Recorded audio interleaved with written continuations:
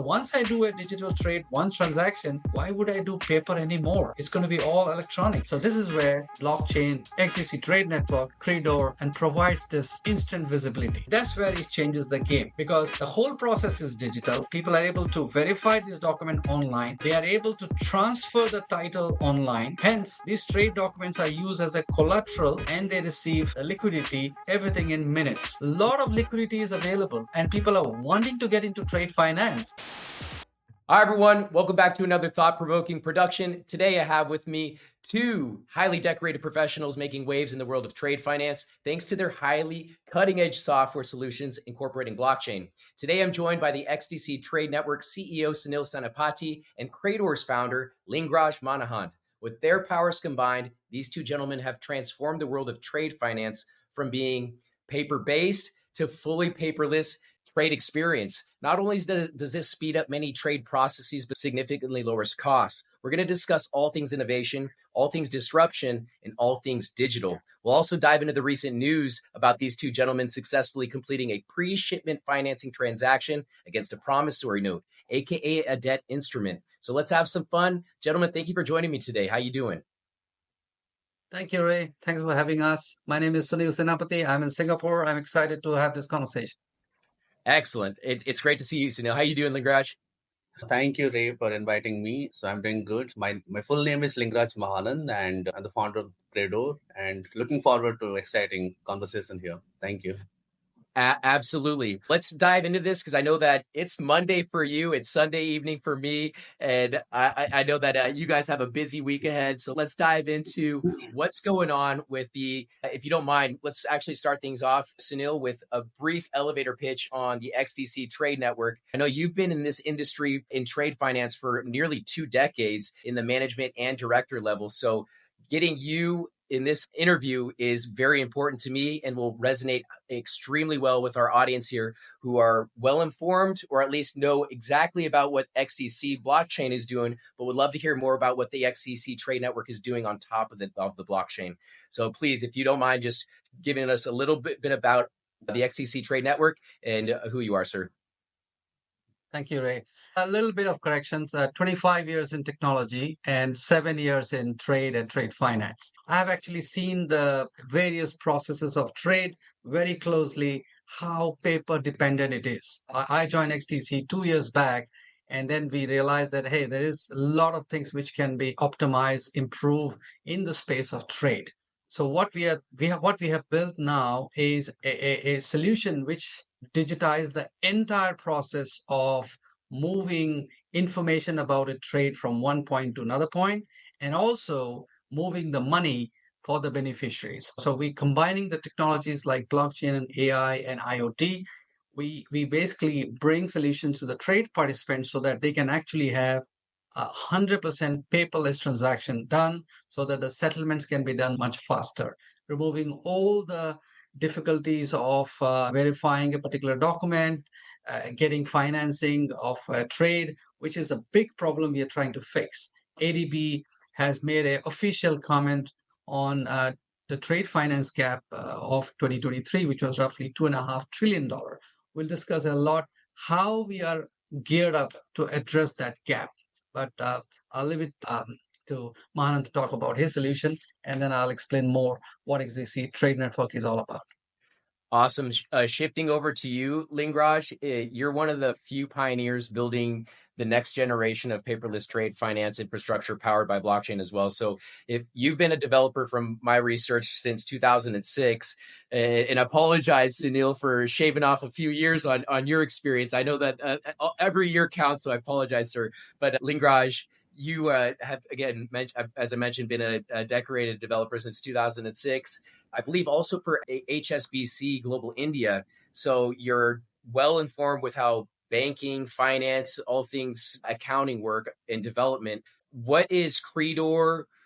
Who are you? Why are you qualified to lead the helm of this disruptive entity? Yeah, thank you for the question, Ray. So I'll give you a little bit of background about me. I'm a techie and I started my career with the HSBC Bank. And for a decade, I worked for 3 investment banks, wherein I was involved in developing the systems for the cross-border trade finance. And I was mainly involved in the documentation part.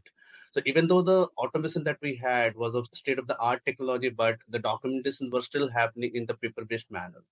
So that was what I took as a problem and researched a bit about certain initiatives started by various governments in the United Nations, which is known as MLETR, and they have been advocating about the blockchain technology that should be used here to make a reliable ecosystem. And that is how I started in developing this specific platform from Credor, wherein all the documentation about like cross-border trade, you name any document like bill of lading or promissory note or invoices, packaging list. So in a specific trade, there are around 36 documents are used. So all those documents could be issued through Credor, and so it will have many other ripple effects down the line. For example, movement of the goods, financing, any variant of trade finance could be taken care of by using the documents that are issued and created by Credor. And it helps bringing all the stakeholders in creating the documents, and all those documents will be used by the exporter to avail the finance from banks, financial institutions like XDC Trade Network.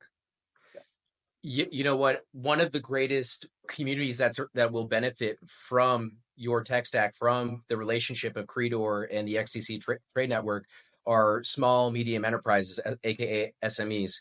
When it comes to SMEs, they have limited access to financing. They experience typically higher costs. There's sometimes even more stringent requirements wherever you're doing business. And then in addition to wherever you're working at, you may actually experience political risks like we're experiencing right now with sanctions. Can you share with the audience, either one of you, potentially, let's start off with you, Lingraj, since you're just coming off the mic. Can you share with the audience other stakeholders that will benefit from your tech stack and how you aim to improve the trade finance experience? Again, mentioning you are basically the interface which these SMEs are dealing with directly, while your relationship with XDC Trade Network is providing you or empowering you with the infrastructure on the back end. Okay, I'll give a very simple example by taking Please. the name of one stakeholder. That's the carrier or the shipping lines. So they actually issue the bill of lading, and bill of lading is one of the most prominent document in the cross-border trade. That is not only used for the movement of the goods, but that is also making sure that the payment part could be taken care of properly. For example, by using the same document, the MSME exporter will be able to receive a guarantee that he would probably be getting a payment from the other counterpart or the importer. And bill of lading is issued by the shipping lines, and so that will be taken care of both the movement of the goods and the trade finance part. And other important like stakeholders like Chamber of Commerce, so they actually issue a document known as certificate of origin. So that's a kind of traceability information about the goods that are being shipped from one country to another country, so that the other importing country will get to know the kind of goods they are receiving, whether it is the goods which they are expected to return. It is not something else they have been receiving from the exporter. So same way, there are many stakeholders. So the beneficiaries, for example, the banks as well. Banks can issue the document like promissory note is one of the most important document in the instrument like pre-shipment financing. So that can also be issued through Credor, and the financial institutions can take the benefit out of it. So there are many stakeholders. So we are bringing them, and they can take the advantage of Credor to issue the documents, and all those documents will be 100% genuine, and those documents could be verified in the real time, and everyone will be in the win situation because the entire process will be happening in the near real time. In absolute real time. Sunil, shifting over to you, sir, do you mind underscoring the impact that your relationship will have or in regards to custodians such as Propine? Fine, yeah, Propine. Ray, so what I want to do is I take a step back Please. for the benefit of the audience, those who are new to a cross-border trade. I mean, they must be wondering, okay, I'm a Web3 guy, but what does trade means? We are talking about movement of a physical cargo, one country to another. All right. So there is an exporter, there is an importer. Let me use few slides to just explain. So there are three things happening in every cross-border trade. There is a physical movement of cargo, there is a movement of trade documents, and there is movement of money. All right. The three things are happening in three different rails. And many a times, the visibility of all these three is required to do certain things. Like if I'm going to pay somebody, I need to know that something is coming to me. So I need to have visibility of that information. If that is not digital or is not happening in real time, I'm going to be waiting until something lands up in my warehouse. Things will not progress at the speed everybody would want. So this is where blockchain, XDC Trade Network, Credor, everything comes in harmony and provides this instant visibility. So let's go back to the process of actual cross-border trade itself. So there is an exporter, there is an importer. What do? They create trade documents. And these trade documents are created by these parties. Some of them are listed here in this slide. A shipping company, Lingraj mentioned, creates bills of lading and so on. So there are many other parties in a trade, those who are coming and creating particular document. So we call this as a documentation layer. And all these documents have to be followed a certain standard. And these standards are coming from United Nations. So it's a MLETR, Model Law for Electronic Transferable Record. So what gets created in Singapore should be accepted in US or UK or Europe or any other country. So we follow these standards. We also follow the data standard, which is coming from International Chamber of Commerce Data Standard Initiative. So we follow those. So for example, an invoice, we always see invoice everything around, but there are a sets 30 or data sets which should be there in invoice all the time. So we incorporate these data sets in 40 other documents of trade. And all of these documents are created in documentation layer, which is then used in trade trust to save this document on XDC network. So the documents, which these are some sample types of document, they get stored in XDC network using a utility called trade trust. So trade trust provides the I would say the tool behind how a trade documents get created, how a trade documents can be endorsed, and how a trade document can actually be transferred from one party to another. That way, we have a absolute solid system which can actually do the way people use in paper document itself. I receive a paper document, then I give it to you. When I give it to you, I'm not supposed to have any more control over the document. I might have a photocopy, but I will not have any control over it. So that's where the immutable property of blockchain is used. When I transfer title to Ray, then Ray becomes owner of that cargo, and I lose full rights on that particular cargo. All right. So now back to our documents. So documents are created. These are the different type of document got created. They are now kept in trade trust. Using trade trust, they are securely saved in XDC network. And then what we are doing is next, we are using this document for doing something, which is either I give it to my buyer or I present it to a liquidity provider so that I can actually raise some liquidity. I don't have to wait for 30 days until my buyer is ready to pay me. So what I can do is take a packet of all these documents and have it presented to a liquidity provider. So if you see in this last screen of mine, the exporter is actually putting his funding request, attaching all the trade documents he just created using trade trust. And these documents now, liquidity provider is able to verify online, again using trade trust. And then when they find the documents are all in order, they can actually do it. Atomic swap is title transfer from one party to the liquidity providing party, and liquidity provider can actually provide liquidity to exporter. And we always use FXD, which is a stable coin from XDC, and it's an instant liquidity availability for the exporter when they use our solution. So what did we achieve here? We managed to do things which were taking weeks to get done. Imagine the difficulty in sending all this paper document by courier and somebody receiving it, and why there is a gap of $2.5 trillion trade finance, because not many banks wants to come forward and do trade finance because it's so difficult to figure out to verifying these paper documents. Now we are finding it easy to verify these documents online. So we obviously do a KYC on any institutional investors who want to provide trade finance, and then they're up and ready to do trade finance. Now, this is where Propine comes in very handy. Propine is a regulated entity in Singapore. They provide digital custody service here. So they onboard a borrower, which could be an exporter, and they onboard a liquidity provider, which could be anybody who is institutional investors, has extra capital, would like to deploy for trade finance.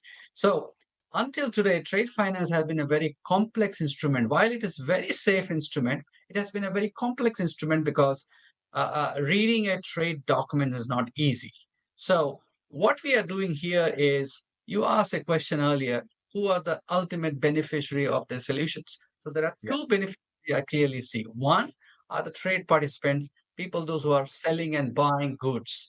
So they get to raise capital faster.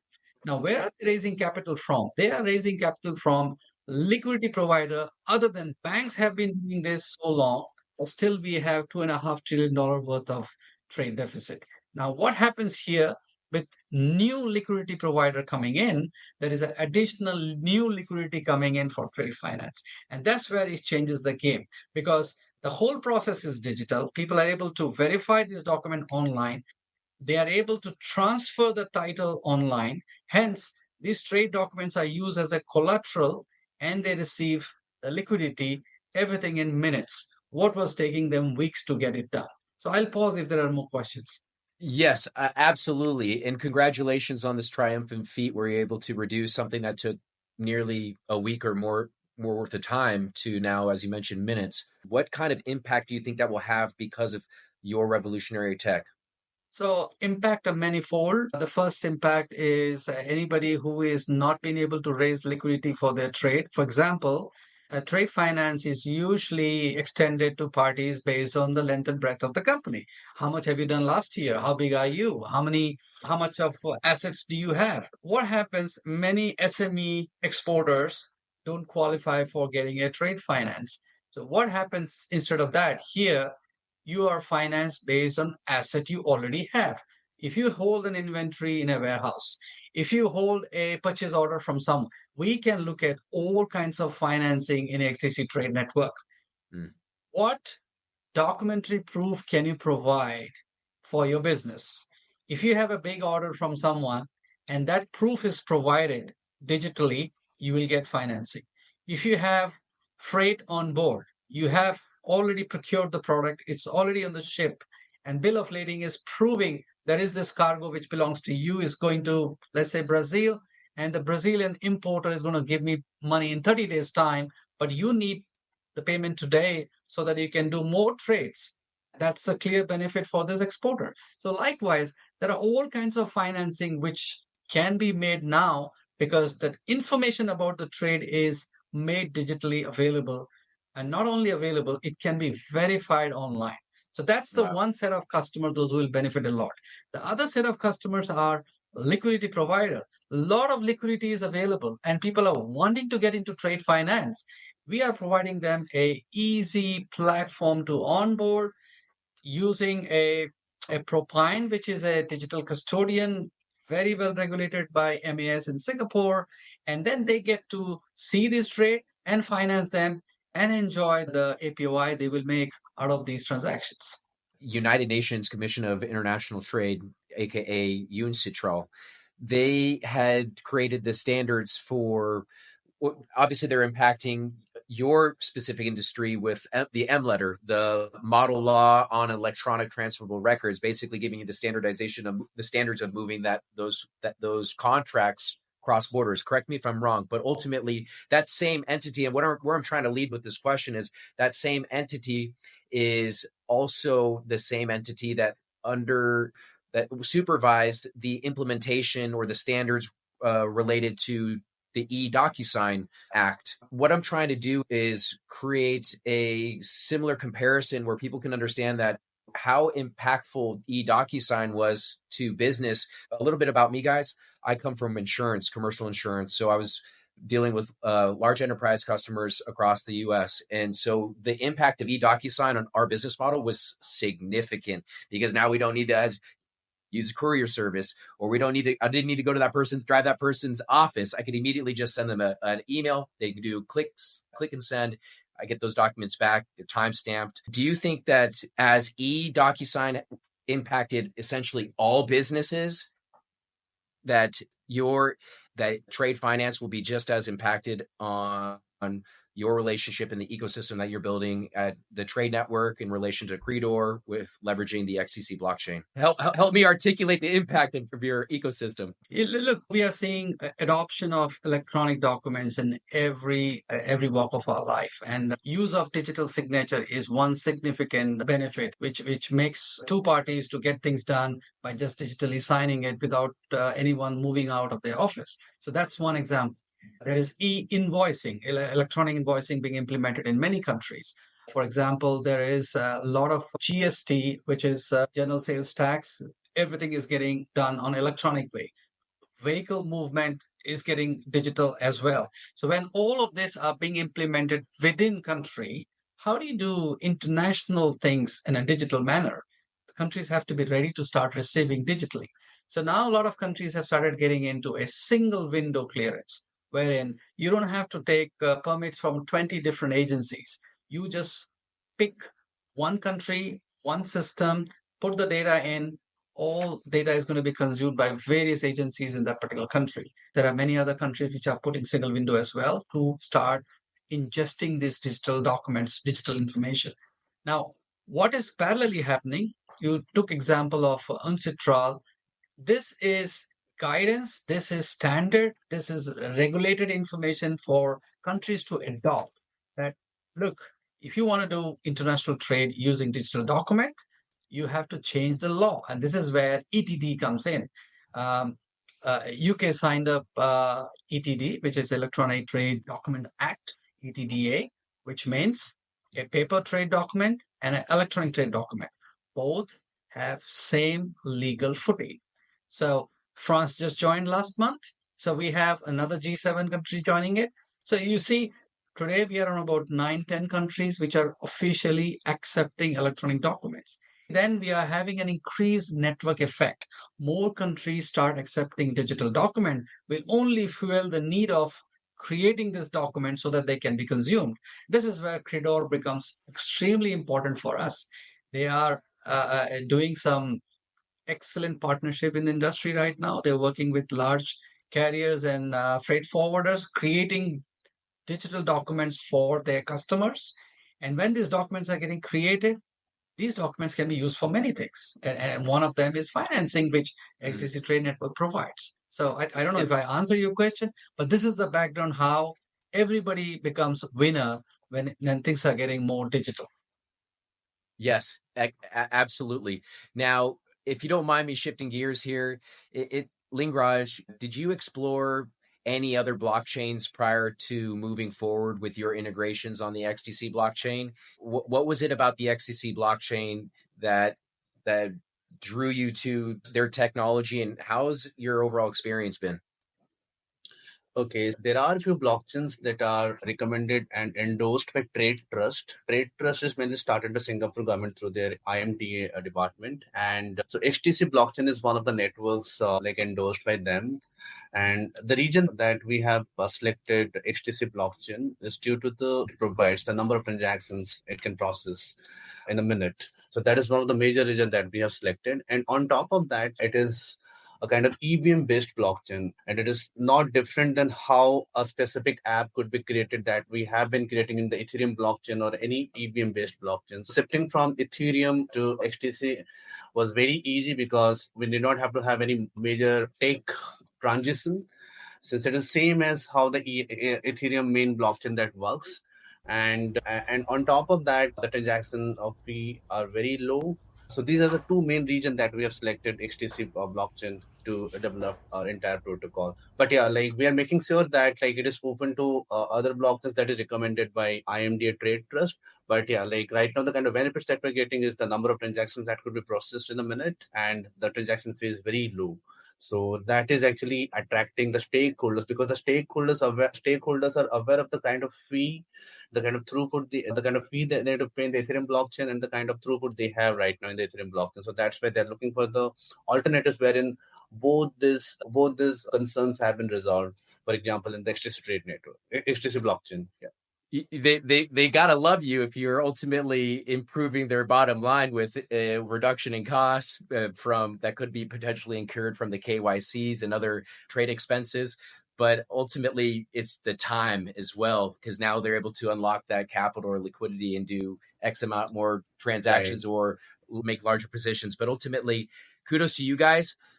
Now, if you don't mind me asking, Sunil, I believe you're also, to deepen the relationship between you two, do you provide any guidance to Credor at all? Yeah. Just to stay in your question again, while we are built on XDC network, we are cognizant that not all trade documents will get created on XDC network. Okay. Mhm. So how do we make sure that we have a larger network effect? We should be able to pick a digital document from blockchain or non-blockchain. The data can come from anywhere. This is where regulators are doing a fantastic job. They are providing guidance on how digital documents should be created so that it can be consumed by any solution out there like ourselves. XDC Trade Network today, I can proudly say, we can receive any digital document which we can verify online. If we can verify online, we should be able to finance it. So that's simple as that. So there are many other systems out there, and we are already doing a POC with few of them to prove that documents created on those solutions can actually be financed on XDC Trade Network. So we are like a marketplace. Anybody who has a digital document created anywhere, bring it, we verify online. Our enlisted liquidity provider will be able to finance them. And we provide basically a marketplace where the borrowers and lenders come together and do this transaction. And settlements are done in minutes. So that's the solution all about. And would that marketplace be underpinned by Credor's technology? Because they would be interacting with through Credor to take to receive the benefits of that or to engage with the marketplace. Am I correct to say that, Lingraj? Because they wouldn't be directly interacting with the XDC Trade Network, who's providing backend infrastructure. It's the most important question, Ray. Like, there isn't any like tight coupling or loose coupling or any integration between Credor and XTC. Both the systems are working independently. The documents will be created in Credor and it can be used or consumed and processed by XTC separately. So there isn't any integration required. Probably Sunil can add more points to it, but so it's the real interoperability that we are showing to the entire world, that Credor will be issuing the documents separately and XDC Trade Network will be processing those documents separately. So it's a fully interoperable ecosystem that we are building. Is that all, when you say interoperability, is that all possible because of the MLETR standard? I believe because of MLETR that encourages interoperability. Do you mind going explaining that a little deeper? Okay, so what is MLETR? MLETR actually gives you guidance how an electronic document should be created, how it should be stored, and how it should be endorsed and title should be transferred. If that is done by guidance of MLETR, then every digital document is good to go and can be interoperated with multiple applications. And there's one more thing need to add, that while the document way how creation is defined, what is getting created is the data sets required for any specific document, which is, I just gave you the example of invoice would need mandatory 30 or data sets, which is coming from ICC, which we are putting that in Credor system. So Credor is one platform where digital documents are getting created and those traffic can come to us for financing. Likewise, we can receive traffic from many other systems out there as well. Congratulations for you guys, because ultimately you're as mentioned previously, and what's in the public domain is the first ecosystem, first technology stack leveraging blockchain through the XDC network to tokenize or digitize the trade documents, particularly involving against a promissory note. What does that make for you? How much wind does that put in your sails? You guys, if you're out, are you scared of any competition doing the same? Are you guys leaps and bounds ahead? What does this make for you being the first? Look, somebody got to do it first. So we were lucky that we got it first. But if you look at trade finance, is as old as trade. Whenever the trade happens, somebody has come and financed the trade. But financing is caught up with technology over a period of time. Today, we have come to a stage where we are digitizing the whole process and we are financing based on that digital process, which is beauty which nobody is doing today. Now, we are encouraging more companies to come forward and digitize their entire process so that they will have access to the liquidity. And liquidity, like I said, is not only coming from banks, it is coming from non-bank as well. So the participation of offering liquidity is also increasing. Now, this one single transaction might be a small transaction for an SME, which made easier for them to get capital in hours, which could have taken weeks for them, and practically impossible because the trade itself is a week long. It doesn't take much time from a ship going from Bombay to Jebel Ali port in UAE. It doesn't take much time. So practically, this trade was not possible for him if it was paper. Only because it was digital, he was able to do it. We are seeing now, we have obviously a lot of inquiries coming in saying that, okay, can we do this? Can we do that? And there are a lot of experiments available on the table right now for us. So we are closely working with BAFT, which gives us a guidance how a promissory note should be created. Promissory note was just one example, but there are all kinds of digital instrument out there. And we are part of many, I would say, trade associations like ITFA, where we look at digital negotiable instrument and bring those instrument and create them on our platform. And we also seek the legal help from many legal companies to see, hey, look, what happens because it's been created in paper for 100 plus years. Now we start treating them electronic. What happens if something goes south? This is business. Things will go wrong. So we want to make sure that the parties, those who are involved in the transaction, are not suffering because of doing it on electronic format. So they should have the same legal recourse, paper or paperless, it doesn't matter. So we are making sure that currently we are all the trade documents which are getting created are subjected to English law or Singapore law right now. Why did you guys choose to specifically abide by Singapore regulations, and why are you domiciled in Singapore specifically as well? Was it strategic? I would say we are made in Singapore for the world. That's going to be my pitch when I speak later in the week. We have Singapore Apex Summit happening. This is starting actually tomorrow. I speak on Thursday. So basically, yeah, we are domiciled in Singapore because we started in Singapore, and Singapore is part of MLETR since 2021. Uh, they came up with Trade Trust, which is a free utility. We just adopted that and put that in our network. But it helps. We work very closely with the various trade offices, and in fact, I work very closely with Trade and Commerce Department of US. And we have lined up a few transactions working closely with the government of Singapore and US. So we are looking at doing some pilot transactions. I'm aware City of Delaware and New York can actually accept electronic documents and clear cargo based on electronic documents. So it's a matter of time. We get on and do some transactions with US. So look, what we are trying to do, we are trying to make sure that more and more country, as and when they adopt ETDA equivalent, which is Electronic Trade Act equivalent, then we will basically make sure that if the trade participants are originating from that specific country, we'll make sure that we create document based on their local legislation. That way, we will not have a dispute where you have to go to some other country to fight a case if something goes wrong. So that should be the least of the problem. We are going to be a global company, and to make sure that all participants can choose which legislation works for that. And based on that, the document can be created accordingly. Thank you for that, Sunil. Lingraj, Credor is domiciled in India. Was there reasons why you are specifically domiciled in India rather than also being in Singapore as well? We are just a tech enabler. We already have taken the opinion from various like legal experts. So we did not have to have domicile in a specific jurisdiction. We can operate from India as long as we are the tech enabler.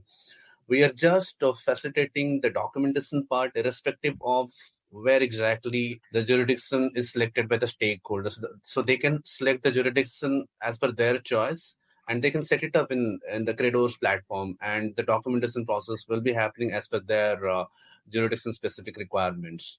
Wow. So it sounds through your platform, they have essentially a point and click type of experience in order to define the contract or the to satisfy the requirements wherever they're doing business at. So it's like, for instance, if I'm a US exporter and I was having to send product to Singapore, I would need to then go through using the Credor's platform, click the necessary contracts applicable to those to those two entities where we're doing business. Being that you are interacting with the SMEs directly, or what has your experience been like? Are you seeing the excitement on their face? Like Yeah. as Okay. excited? So before even we have developed this product, we have interacted with around 1,500 SMEs in India. So that's a kind of like a kind of both secondary market research and the primary market research that we have performed, just to make sure that the problem domain that we are working on is indeed being faced by the SME sector, and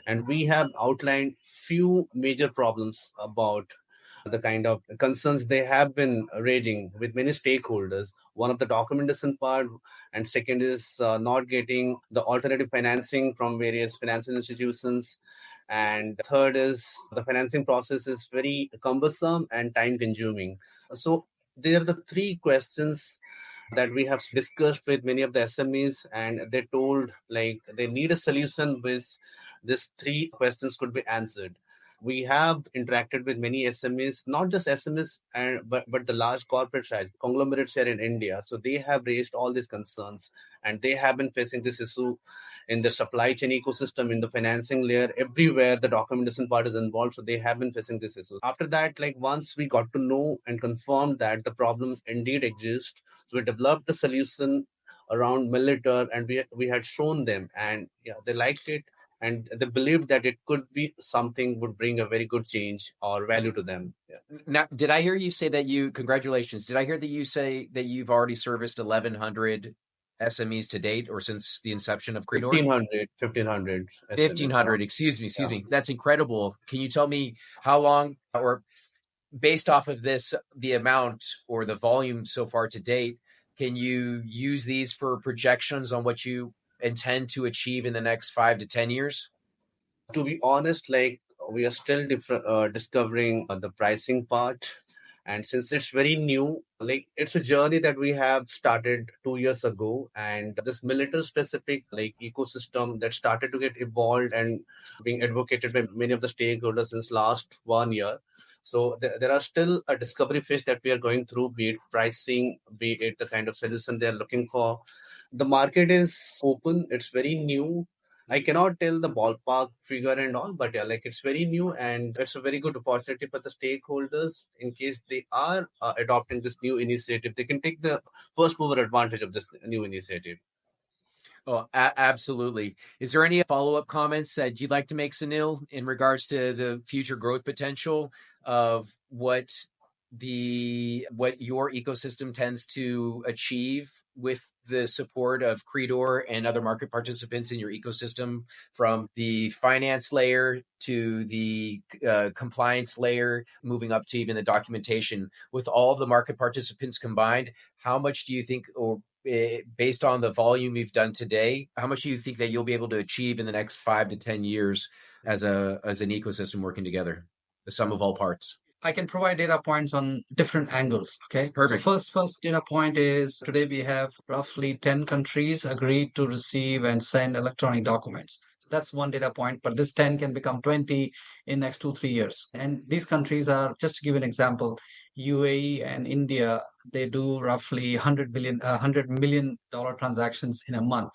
Now, if a portion of that can be digitized, we are in a perfect position to do that more, because we are working very closely with the trade commerce industries of both these countries. And we are working on some programs where we can digitize one particular commodity 100% digital. So there are different tracks of work going on within country, in specific sectors we are working. And if you look at the G7 countries, UK, Europe, they trade between themselves in billions. So if that corridor starts getting a hit, you look at the number which can come our way, because we would be financing them. That particular corridor also, we would be financing them. So one is a corridor acceptance, more country coming in. So that's one way of looking at it. Other way of looking at it is the large of the shipping companies and the bulk carriers and freight forwarders all have committed to going digital 100% by 2030. Now 2030 is far, but what is the commitment for 2025? It's 25%. So as we see more adoption by the carriers, logistics providers, that's the one way of seeing it. More traffic is coming our way for financing it. And last not the least, a number which I quoted earlier, $2.5 trillion worth of trade never got done because the financing was not available. If you just take even 1 trillion from that, if you can address that kind of a number on our platform, you can make those calculation yourself, what kind of number is coming our way. But I'm extremely optimistic coming next 2, 3 years. Don't look at 5 years. 5 years is too long for us. I'm telling you, 2025 onwards, we are going to have exponential growth. We need to worry about so many things which need to be used. We're talking about data verification online. That's a huge thing for us. Applying AI, making sure we understand trade of existing parties. Just go back and see human behavior. We used to write letters once upon a time, but once we got the habit of writing email, have we ever gone back to doing letter anymore? No. So once I do a digital trade, one transaction, why would I do paper anymore? It's going to be all electronic. So question of onboarding somebody one time, one transaction, it is the piping we are just fixing now.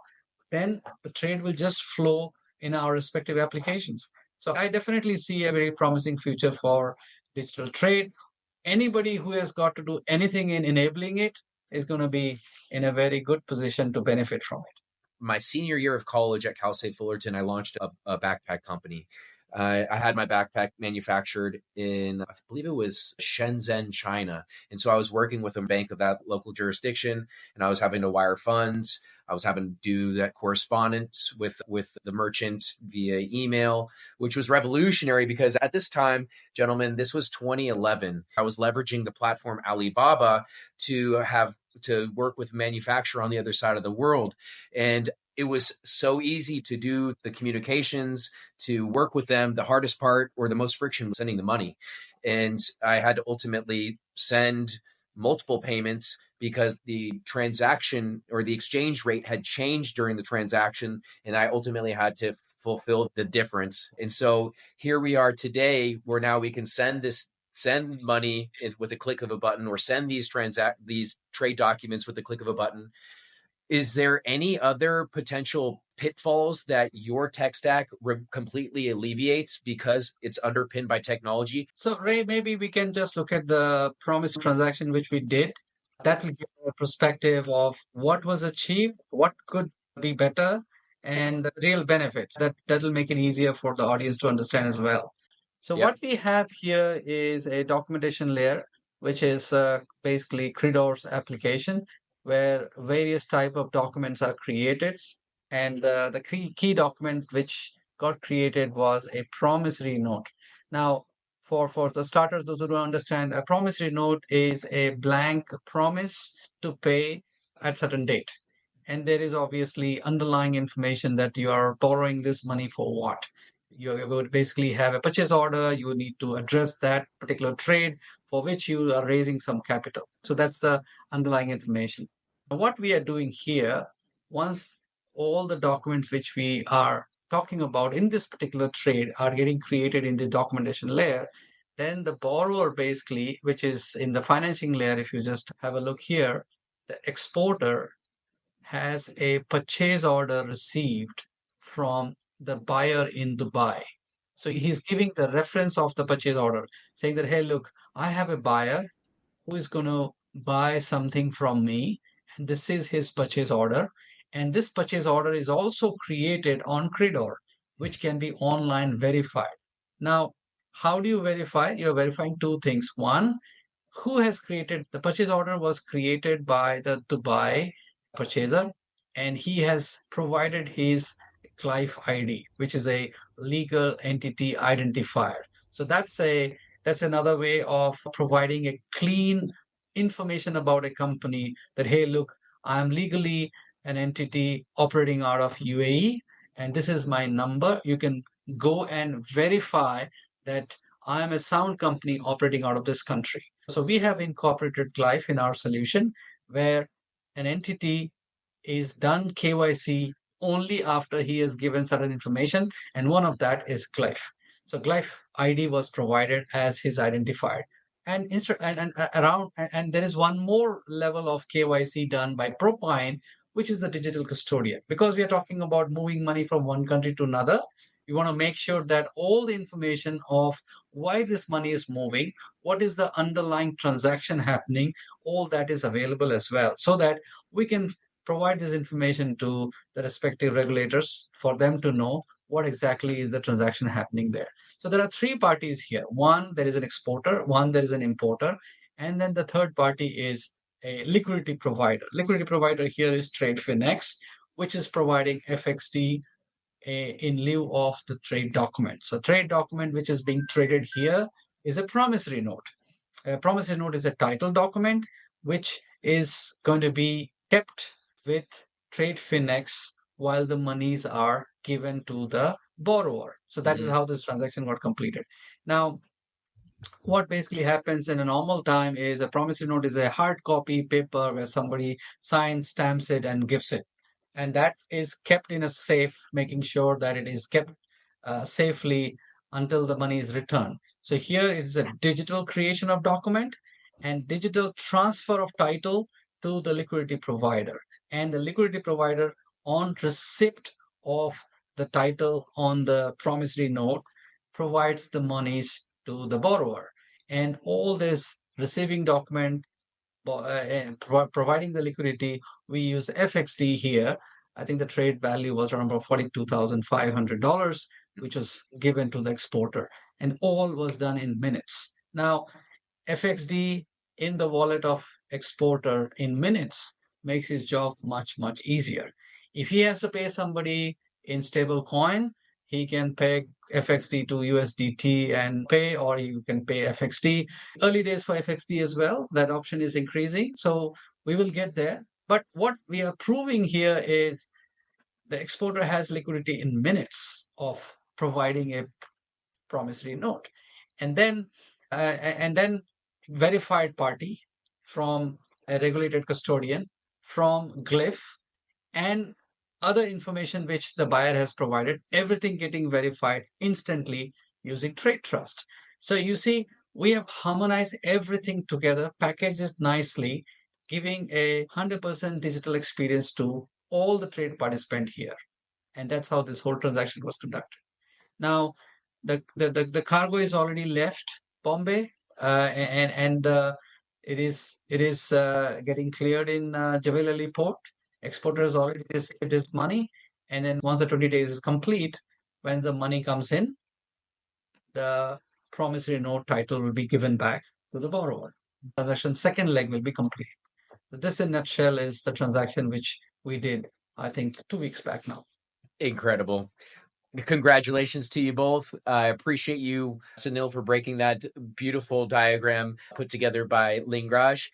Gentlemen, it's been a pleasure. I was hoping before I let you go, can we get a closing statement from you, Sunil and Lingraj, with a forward-looking statement on just the company or your excitement, maybe anything that you just haven't shared yet. But starting with you, Lingraj. Thank you, Ray. We are mainly focusing on the shipping lines.